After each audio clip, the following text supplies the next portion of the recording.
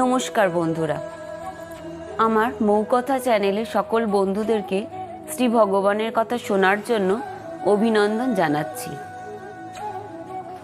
আজ আমি শ্রীকৃষ্ণ কিভাবে গোপ বালকদের সঙ্গে বাল্যলীলা করত আর সেই লীলা খেলা করতে করতে যখন শ্রীকৃষ্ণ ও বলরাম সহ গোপ বালকদের সামনে বিপদ এসে উপস্থিত হয়েছিল, তখন গোপ বালকরা কিভাবে শ্রীকৃষ্ণকে নিরাপত্তার পরম প্রতিশ্রুতি হিসাবে ভেবেছিল সেই কাহিনীর কথাই বলবো। তাই এই প্রসঙ্গে আমি একটুখানি বলে রাখছি আপনাদের একটু সুবিধার জন্য যে আমি আমার চ্যানেলের লোগোটা একটু চেঞ্জ করেছি আর নামটা একটু ইংরেজিতে রেখেছি। যদি আমার চ্যানেলের এই ভিডিওগুলি ভালো লেগে থাকে তাহলে একটু লাইক আর শেয়ার করে দেবেন, আর চ্যানেলটিকে একটু পারলে সাবস্ক্রাইব করে দেবেন, যাতে সকল মানুষ এই ভগবানের লীলা কথা শুনতে পারে। আর কেমন লাগছে একটু কমেন্ট করে জানাবেন।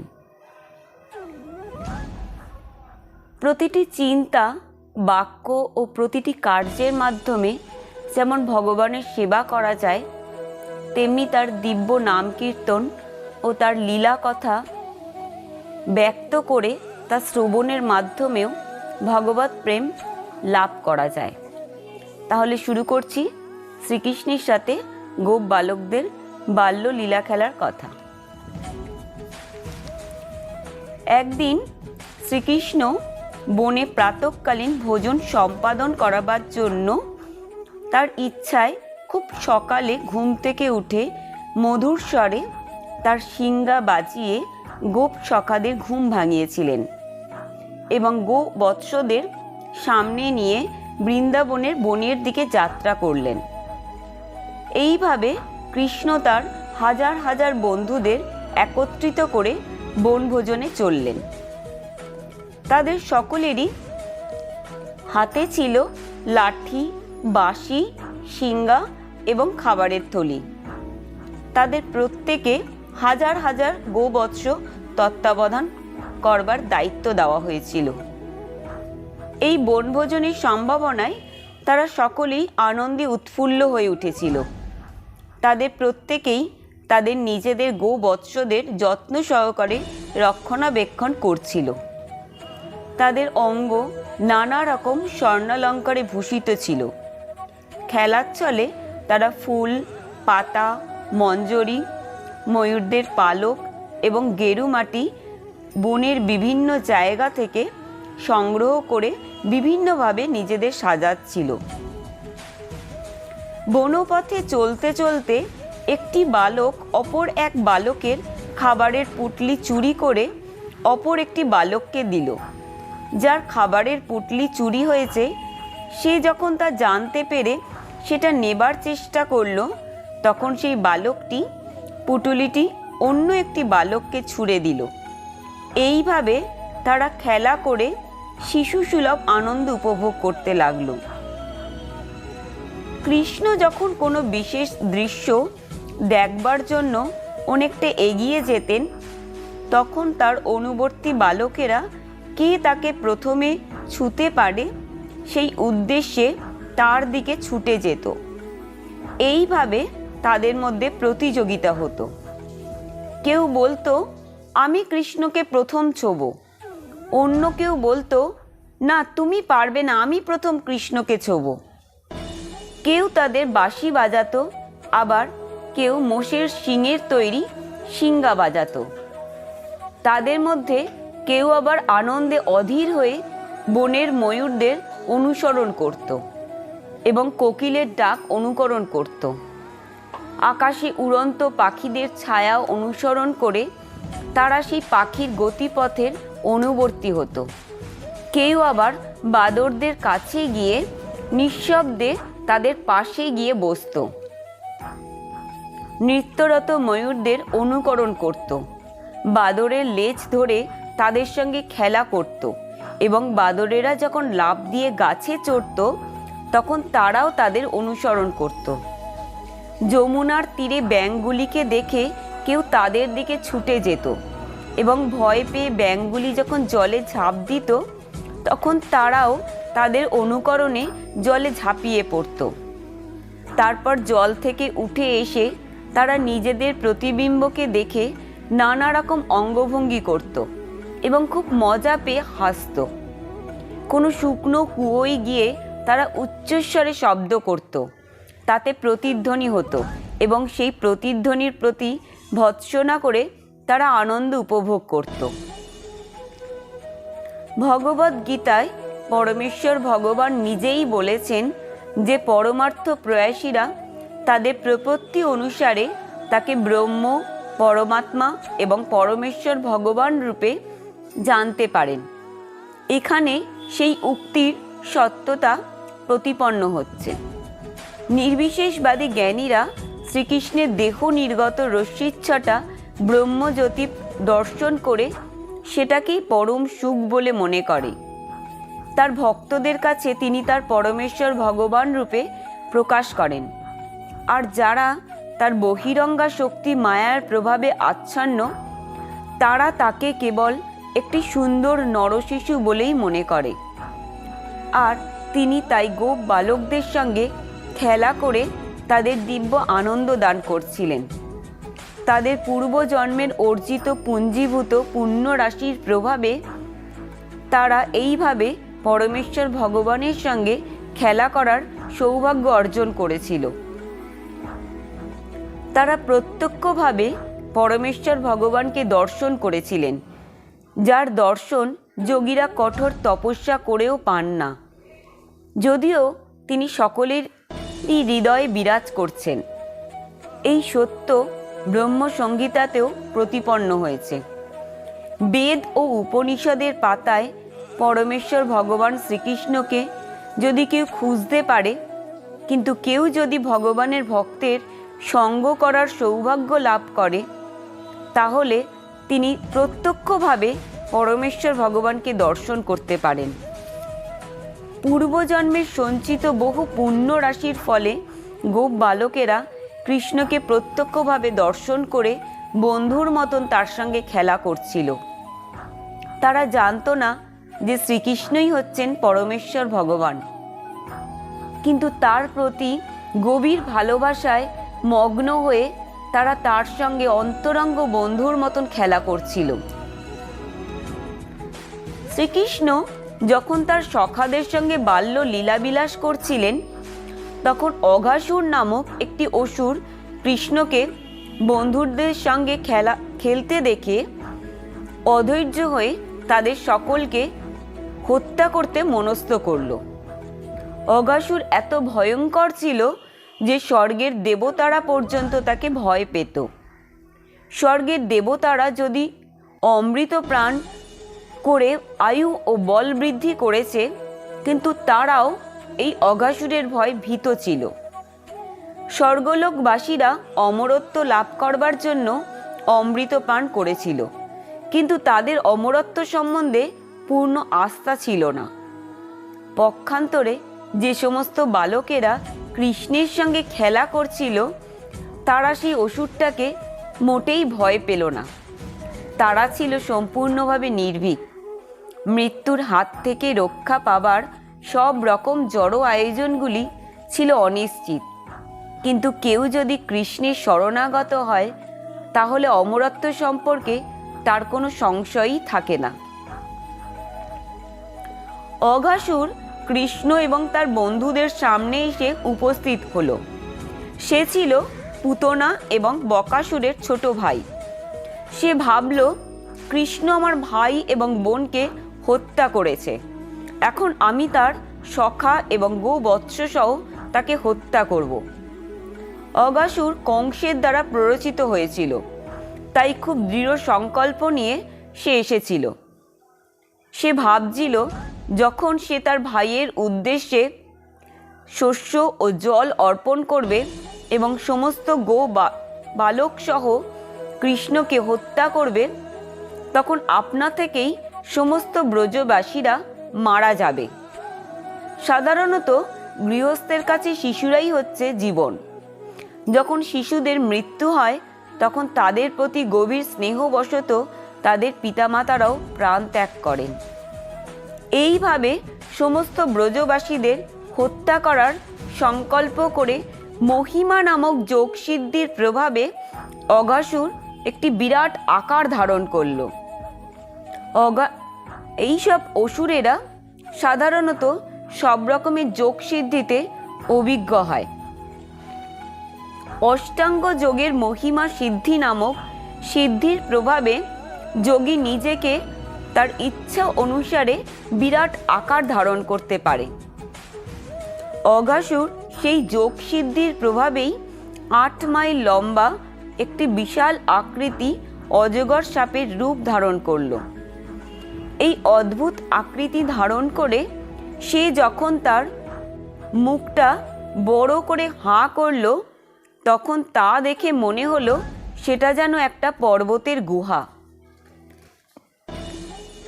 কৃষ্ণ এবং বলরাম সহ সমস্ত বালকদের গ্রাস করার আশায় অঘাসুর পথের উপর শয়ন করে পড়ে রইল। সেই বিশাল আকৃতি অজগর সাপের রূপ ধারণ করে যখন সে তার মুখ হাঁ করল, তখন তার অধর ও ওষ্ঠ আকাশ ও মাটিকে স্পর্শ করে রইল। তার মুখবিবর দেখে মনে হলো যেন একটা অন্তহীন পাহাড়ের গুহা। তার জিহ্বাকে মনে হলো একটা বিস্তীর্ণ পথ। নিঃশ্বাস ছিল প্রচণ্ড ঝড়ের মতন, আর চোখ দুটো ছিল জ্বলন্ত অগ্নিপিণ্ডের মতন। প্রথমে বালকেরা মনে করল যে সেটা একটা মূর্তি, কিন্তু একটু পরীক্ষা করে দেখার পরে তাদের মনে হলো যে সেটা মুখ হাঁ করে রাস্তার উপর পড়ে থাকা একটা বিশাল সাপের মতন। বালকেরা নিজেদের মধ্যে বলাবলি করতে লাগলো। তারা বলতে লাগলো যে মনে হচ্ছে এটা একটা বিরাট বড় সাপ আমাদের গিলে খাওয়ার জন্য এইভাবে এখানে শুয়ে আছে, আমাদের খাবার জন্য মুখটা হাঁ করে আছে। তার ওষ্ঠটা সূর্যকিরণে রঞ্জিত মেঘমণ্ডলের মতন, আর অধর ভূমিতে প্রতিবিম্বিত রক্তিম আভাযুক্ত সূর্যরশ্মির মতন। মুখের ডান এবং বাঁ দিকটা মনে হচ্ছে যেন বিরাট পাহাড়ের গুহা, যার উচ্চতা মাপা যায় না। তীক্ষ্ণ দাঁতগুলো পাহাড়ের চূড়ার মতন, আর বিস্তৃত ও দীর্ঘ পথটি হচ্ছে এর জিহ্বা। মুখবিবরে পর্বতের গুহার মতন অন্ধকারচ্ছন্ন। দাবানলের মতন উষ্ণ বায়ু এর নিঃশ্বাস, এবং মুখ থেকে যে দুর্গন্ধ বেরোচ্ছে সেটা তার উদরস্থ প্রাণীসমূহের গলিত মাংসের মতন। বালকেরা নিজেদের মধ্যে আলোচনা করতে লাগলো, আমরা সকলে যদি একসঙ্গে এই মহাসর্পের মুখে প্রবেশ করি, তাহলে কিভাবে ও আমাদের গিলে থাকবে? আর ও যদিও আমাদের সকলকে একসঙ্গে গিলে ফেলে, তবুও কৃষ্ণকে কিছুতেই গিলতে পারবে না। কৃষ্ণ তক্ষুনি ওকে মেরে ফেলবে, ঠিক যেমন বকাসুরকে মেরেছিল। এইভাবে কথা বলতে বলতে তারা কৃষ্ণের পদ্মসম অপূর্ব মাধুর্যমণ্ডিত মুখ দর্শন করে উচ্চ হাস্য করতে করতে হাততালি দিয়ে তারা নির্ভয় সেই অজগরের মুখে প্রবেশ করতে লাগলো। এদিকে কৃষ্ণ, যিনি পরমাত্মা রূপে সকলেরই হৃদয়ে বিরাজমান, তিনি বুঝতে পারলেন যে এই বিরাট শিলারূপী শরীরটি একটি অসুরের। তখন তিনি পরিকল্পনা করতে লাগলেন যে কিভাবে তিনি তার অন্তরঙ্গ বন্ধুদের রক্ষা করবেন। গো এবং গোবৎস সহ সমস্ত বালকেরা তখন সেই বিরাট আকৃতি অজগরের মুখে প্রবেশ করেছে, কিন্তু কৃষ্ণ তখনও প্রবেশ করেননি। অসুরটি কৃষ্ণের প্রবেশ করার প্রতীক্ষা করতে লাগলো, এবং সে ভাবতে লাগলো কৃষ্ণ ছাড়া আর সকলেই প্রবেশ করেছে, এই কৃষ্ণই আমার ভাই এবং বোনকে হত্যা করেছে। কৃষ্ণ হচ্ছেন সকলের নিরাপত্তার পরম প্রতিশ্রুতি, কিন্তু তিনি যখন দেখলেন যে তার বন্ধুরা সেই মহাসর্পের উদরে প্রবেশ করেছে নির্ভয়, তখন ক্ষণকালের জন্য তিনি বিমর্ষ হয়ে পড়েছিলেন। তার স্বীয় মায়া শক্তি কি অদ্ভুতভাবে কাজ করে সেটা দেখে তিনি অত্যন্ত বিস্মিত হয়েছিলেন। তিনি তখন ভাবতে লাগলেন যে কিভাবে এই অসুরটিকে হত্যা করা যায়, অথচ এই সমস্ত বালক ও গোবৎসদের উদ্ধারও করা যায়। যদিও কৃষ্ণের উদ্বিগ্ন হওয়ার কোনো কারণই ছিল না, তবুও তিনি এভাবে ভাবতে লাগলেন। অবশেষে তিনি উপায় স্থির করে সেই অসুরের মুখে প্রবেশ করতে লাগলেন। এইভাবে কৃষ্ণকে প্রবেশ করতে দেখে মেঘের অন্তরালে অবস্থিত দেবতারা ভয় হাহাকার করে উঠলেন। আর সেই সময় কংস আদি রক্ত মাংসভুক রাক্ষসেরা অত্যন্ত আনন্দিত হল। অসুরটি যখন কৃষ্ণ এবং তার সাথীদের নিয়ে পিষে ফেলবার চেষ্টা করছিল, কৃষ্ণ তখন দেবতাদের হাহাকার শুনতে পেলেন এবং তিনি তৎক্ষণাৎ সেই অসুরের গলদেশে নিজেকে বর্ধিত করতে লাগলেন। যদিও সেই অসুরটি একটি বিরাট শরীর ধারণ করেছিল, কিন্তু তবুও কৃষ্ণের বর্ধিত হওয়ার ফলে তার কণ্ঠ রুদ্ধ হয়ে শ্বাস বন্ধ হয়ে গেল এবং চোখ দুটো ঠিকরে বেরিয়ে পড়ল। তার প্রাণবায়ু কোন দিক থেকে বেরোবার পথ না পেয়ে ব্রহ্মরন্ধ্র ভেদ করে বেরিয়ে গেল। এইভাবে অঘাসুরের মৃত্যু হল। কৃষ্ণ তখন তার বন্ধুদের এবং গোবৎসদের প্রতি তার করুণাঘন দৃষ্টিপাত করে তাদের চেতনা ফিরিয়ে আনলেন এবং সেই অসুরের মুখ থেকে তাদেরকে বেরিয়ে আনলেন। কৃষ্ণ যখন অঘাসুরের মুখে ছিলেন, তখন সেই অসুরের আত্মা এক অদ্ভুত জ্যোতিতে 10 দিক উদ্ভাসিত করে কৃষ্ণের বেরিয়ে আসার প্রতীক্ষায় আকাশে অবস্থান করছিল। এবং কৃষ্ণ যখন বেরিয়ে এলেন, তখন দেবতাদের সামনে সেই জ্যোতি কৃষ্ণের দেহে লীন হয়ে গেল। আনন্দে আত্মহারা হয়ে স্বর্গের দেবতারা পরমেশ্বর ভগবান শ্রীকৃষ্ণের উপর পুষ্প বৃষ্টি করতে শুরু করলেন এবং আরাধনা করতে লাগলেন। অঘাসুর ছিল সবচাইতে পাপাত্মা এবং পাপীদের পক্ষে পরম ব্রহ্মে লীন হয়ে যাওয়া কিছুতেই সম্ভব নয়। কিন্তু এই বিশেষ অবস্থায় যেহেতু কৃষ্ণ অঘাসুরের শরীরে প্রবেশ করেছিলেন, তাই সেই অসুরটি সমস্ত পাপ থেকে মুক্ত হয়েছিল। যে সমস্ত মানুষ সর্বক্ষণ ভগবানের সচ্চিদানন্দ বিগ্রহের ধ্যান করেন অথবা তার কথা চিন্তা করেন, তারা ভগবানের ধামে প্রবিষ্ট হয়ে পরমেশ্বর ভগবানের সঙ্গলাভ করবার সৌভাগ্য অর্জন করেন। সুতরাং ভগবান যার শরীরে প্রবেশ করেছিলেন, সেই অঘাসুর যে কত সৌভাগ্যবান তা আমরা সহজেই অনুমান করতে পারি। ধ্যানযোগী মহর্ষি এবং ভক্তরা সর্বক্ষণ তাদের হৃদয় ভগবানের ধ্যান করেন অথবা মন্দিরে তার শ্রী বিগ্রহের দর্শন করেন। এইভাবে তারা সব রকম জড় কলুষ থেকে মুক্ত হয়ে দেহান্তে ভগবদ ধামে প্রবেশ করতে পারেন। কেবলমাত্র ভগবানের রূপ মনের মধ্যে ধারণ করে এই পরম প্রাপ্তি লাভ হয়। কিন্তু অঘাসুরের দেহে ভগবান নিজে প্রবেশ করেছিলেন, তাই অঘাসুরের স্থান সাধারণ ভক্ত বা শ্রেষ্ঠ যোগীদের থেকে অনেক উপরে।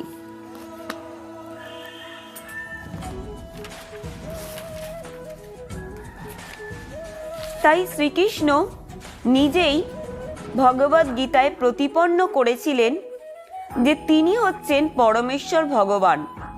মানব সমাজে যখনই ধর্মের গ্লানি হয়ে অধর্মের অভ্যুত্থান হয়, তখন তিনি এই পৃথিবীতে অবতরণ করেন, অর্থাৎ এই পৃথিবীর অথবা এই ব্রহ্মাণ্ডের পাপভার লাঘব করার জন্য তিনি অবতরণ করেন। জড় জগতের পালনকর্তা হচ্ছেন শ্রীকৃষ্ণের অংশ প্রকাশ মহাবিষ্ণু। ভগবান যখন অবতরণ করেন তখন বিষ্ণুর থেকে সেই অবতারের প্রকাশ হয়। মহাবিষ্ণু হচ্ছেন জড় সৃষ্টির আদি কারণ, তার থেকে গর্ভোদকশায়ী বিষ্ণুর প্রকাশ হয় এবং তারপর ক্ষীরোদকশায়ী বিষ্ণুর প্রকাশ।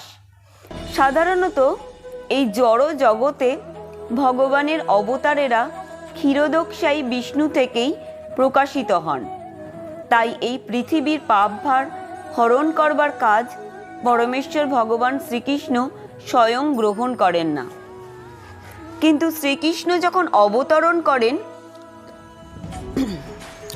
তখন সমস্ত বিষ্ণু প্রকাশকেরাও তার সঙ্গে যুক্ত হন।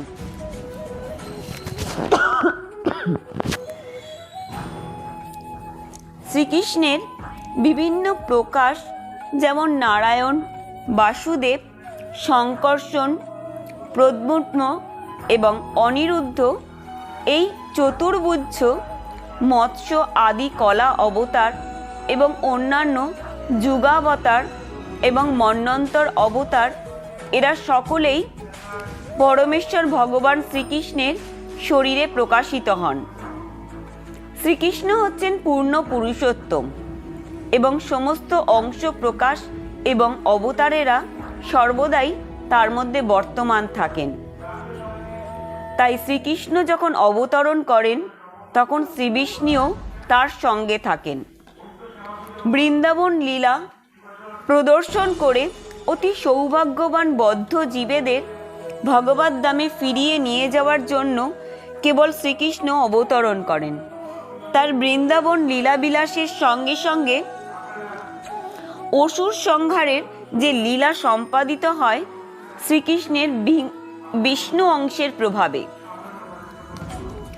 ভগবদ গীতার ৮ম অধ্যায় ২০ শ্লোকে বর্ণনা করা হয়েছে যে এই জড় জগতের ঊর্ধ্বে আরেকটি প্রকৃতি রয়েছে যা নিত্য, শাশ্বত এবং সনাতন, তা হচ্ছে পরা প্রকৃতি। এই জড় প্রকৃতিকে আমরা আমাদের জড় চক্ষুর দ্বারা দর্শন করতে পারি। অসংখ্য গ্রহ, নক্ষত্র যেমন সূর্য, চন্দ্র, তারকা ইত্যাদি আমরা আমাদের জড় চক্ষু দিয়ে দর্শন করতে পারি। কিন্তু এই প্রকট প্রকৃতির অতীত এক অপ্রকট জগৎ রয়েছে যার জড় ইন্দ্রিয়ের মাধ্যমে উপলব্ধ হয় না। ভগবদ গীতায় সেই প্রকৃতিকে পরা এবং শাশ্বত বলে বর্ণনা করা হয়েছে। এই জড় জগতের মতন সেই জগতে সৃষ্টি এবং ধ্বংস নেই। সেই জগৎ নিত্য, সনাতন, আর সেই জগৎ চিরকাল বর্তমান থাকে। পরমেশ্বর ভগবান শ্রীকৃষ্ণের পরম ধামকে ব্রহ্মসংহিতায় চিন্তামণি ধাম বলে বর্ণনা করা হয়েছে। গোলকে বৃন্দাবন নামক শ্রীকৃষ্ণের যে ধাম তা চিন্তামণি বা পরশমণি দ্বারা রচিত। সেখানকার বৃক্ষগুলি কল্পবৃক্ষ এবং সেখানকার গাভীগুলি সুরভি গাভী। সেখানে সহস্র শত লক্ষ্মী তার সেবা করছেন। তার নাম গোবিন্দ। তিনি হচ্ছেন আদি পুরুষ এবং তিনি হচ্ছেন সর্বকারণের পরম কারণ। সেখানে তিনি নিরন্তর বেণু বাদন করেন। তার চোখ দুটি কমল দলের মতন আয়ত এবং তার অঙ্গকান্তি বর্ষার জল ভরা মেঘের মতন কমনীয়। মাথায় তার ময়ূর পুচ্ছ। তার রূপ এতই মধুর যে কোটি কোটি কন্দর্পের সৌন্দর্য একত্রিত করলেও তার সঙ্গে তুলনা হয় না। তাই ভগবান কোনো অলীক কিছু নন। তার রূপ সবিশেষ এবং নির্বিশেষ এই দুইভাবেই প্রকাশিত হয় এবং তার সেই রূপ সৎ, চিৎ এবং আনন্দময়। সমুদ্রের এক বিন্দু জলের মধ্যে যেমন সমুদ্রের জলের সমস্ত গুণাবলী রয়েছে, তেমনি আমাদের চেতনার গুণাবলী রয়েছে। কিন্তু জড় জগতের প্রতি আমাদের আসক্তি এবং আমাদের জড়া সত্তাকে আমাদের স্বরূপ বলে মনে করার ফলে আমাদের দিব্য চেতনা কলুষিত হয়েছে। একটি নোংরা আয়নার মতন তাতে আর শুদ্ধ প্রতিফলন হয় না। বহু জন্ম জন্মান্তর ধরে এই অনিত্য জগতের সঙ্গে আমাদের সম্পর্ক দৃঢ় থেকে দৃঢ়তর হয়েছে। এই অনিত্য দেহ যা হচ্ছে রক্ত মাংসের একটা থলির মতন, তাকে আমরা আমাদের প্রকৃত সত্তা বলে ভুল করেছি। আমরা এই অনিত্য অবস্থাকে আমাদের জীবনের চরম লক্ষ্য বলে ভুল করেছি।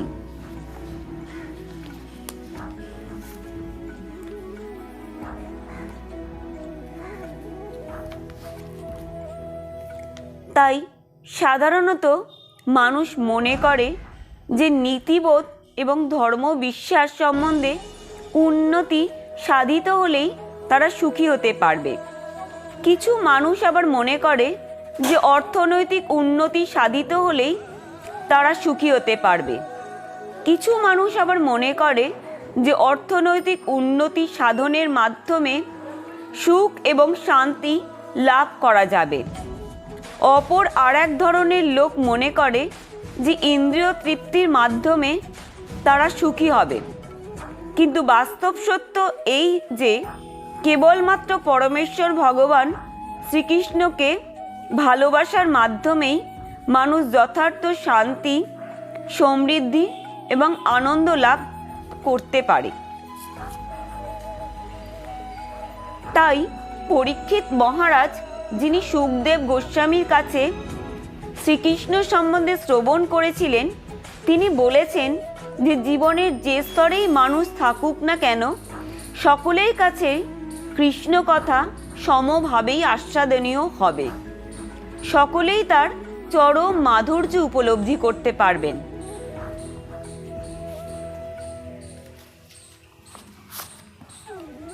মহারাজ পরীক্ষিত শ্রীকৃষ্ণের দিব্য লীলাসমূহ শ্রবণ করছিলেন। শ্রীকৃষ্ণ মহারাজ পরীক্ষিতকে তার মাতৃগর্ভে অবস্থানকালে রক্ষা করেছিলেন। যখন শুকদেব গোস্বামীর কাছে শ্রীকৃষ্ণের লীলাসমূহ মহারাজ পরীক্ষিত শ্রবণ করছিলেন, তখন তার উৎসাহ ক্রমান্বিতভাবে বর্ধিত হচ্ছিল। কৃষ্ণ যখন অঘাসুরকে বধ করেছিলেন, তখন তার বয়স ছিল 5 বছরেরও কম। 5 বছরের কম বয়সের বালকদের বলা হয় কুমার এবং সেই অবস্থাকে বলা হয় কৌমার। 5 থেকে 10 বছর পর্যন্ত বয়সকে বলা হয় পৌগণ্ড এবং 10 বছর থেকে 15 বছর পর্যন্ত বয়সকে বলা হয় কৈশোর। 15 বছরের পরে বালকদের বলা হয় যুবক। 1 বছর এই অঘাসুর বধের ঘটনা নিয়ে বৃন্দাবন গ্রামে কোনো আলোচনা হয়নি। কিন্তু যখন তাদের বয়স 6 বছর হলো, তখন তারা তাদের পিতামাতাকে সেই অদ্ভুত ঘটনার কথা বলেছিলেন। তাই পরীক্ষিত মহারাজ যখন শুকদেব গোস্বামীকে জিজ্ঞাসা করেছিলেন যে অঘাসুর বধের কথা বালকদের পৌগণ্ড বয়স প্রাপ্তি অবধি 1 বছর কেন আলোচনা হয়নি, তার কারণ তখন শুকদেব গোস্বামী বলেছিলেন। সাধারণত ক্ষত্রিয়রা তাদের রাজনৈতিক কাজে সবসময় ব্যস্ত থাকেন এবং তাই পরমেশ্বর ভগবানের দিব্য লীলাসমূহ শোনবার যথেষ্ট সময় ও সুযোগ তারা পান না। কিন্তু পরীক্ষিত মহারাজ যখন সর্বশ্রেষ্ঠ ভগবত তত্ত্ববেত্তা শ্রী শুকদেব গোস্বামীর শ্রীমুখ থেকে শ্রীমদ্ভাগবত শুনছিলেন, তখন তিনি নিজেকে অত্যন্ত সৌভাগ্যবান বলে মনে করেছিলেন। পরীক্ষিত মহারাজের অনুরোধে শুকদেব গোস্বামী পরমেশ্বর ভগবান শ্রীকৃষ্ণের রূপ, গুণ, যশ এবং পরিকর বিষয়ক দিব্য লীলাসমূহ সমস্তই বর্ণনা করেছিলেন।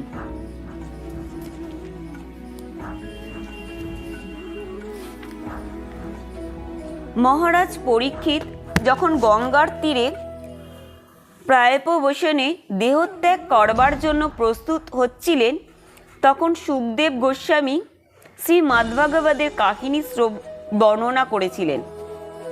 কৃষ্ণ কথা শ্রবণ করার ফলে তার যে কোনো রকমের শান্তি হবে না, তা সুখদেব গোস্বামীর কাছে ব্যক্ত করে মহারাজ পরীক্ষিত বলেছিলেন যে ক্ষুধা এবং তৃষ্ণা সাধারণ মানুষকে অথবা আমাকে বিচলিত করতে পারি, কিন্তু শ্রীকৃষ্ণের কথা এমনই অপূর্ব মাধুর্যমণ্ডিত যে তা শ্রবণ করার ফলে ক্ষুধা তৃষ্ণা বিতাড়িত হয়ে যায়, সব রকমের শ্রান্তি দূর হয়ে যায়, কেননা তা শ্রবণ করার ফলে মানুষ অপ্রকৃত স্তরে অধিষ্ঠিত হয়। সুখদেব গোস্বামী তাই মহারাজ পরীক্ষিতকে বলেছিলেন যে শ্রীকৃষ্ণের লীলাবিলাসের কাহিনী শ্রবণ এবং কীর্তন করা এতই মঙ্গলময় যে তার ফলে কীর্তনকারী, শ্রোতা এবং তার সম্বন্ধে জিজ্ঞাসু এই 3 রকমের মানুষই পবিত্র হন। তার এই সমস্ত লীলাবিলাস ভগবানের শ্রী পাদপদ্ম থেকে উদ্ভূতা গঙ্গার মতন পবিত্র। তার স্বর্গ, মর্ত্য এবং পাতাল এই ত্রিভুবনকেই পবিত্র করে। তাই আমাদেরকে বুঝতে হবে যে মহারাজ পরীক্ষিতের মতন ঐকান্তিক আগ্রহ সহকারে কৃষ্ণ কথা শ্রবণ করা অত্যন্ত সৌভাগ্যের বিষয়। তাই আজকে শ্রী ভগবানের এই বাল্য লীলার কথা তোমাদেরকে বললাম। এর পরবর্তী অধ্যায় কেন অঘাসুর বধের কাহিনী বৃন্দাবনে 1 বছর আলোচনা হয়নি, সেই অদ্ভুত কারণটি সুখদেব গোস্বামী পরীক্ষিত মহারাজকে বলেছিলেন। সেই ঘটনার কথা আমি পরবর্তী অধ্যায় এবং তার পরের ভিডিওতে আমি বলবো। তাহলে এখানেই আমি শেষ করছি আজকের অধ্যায়। নমস্কার।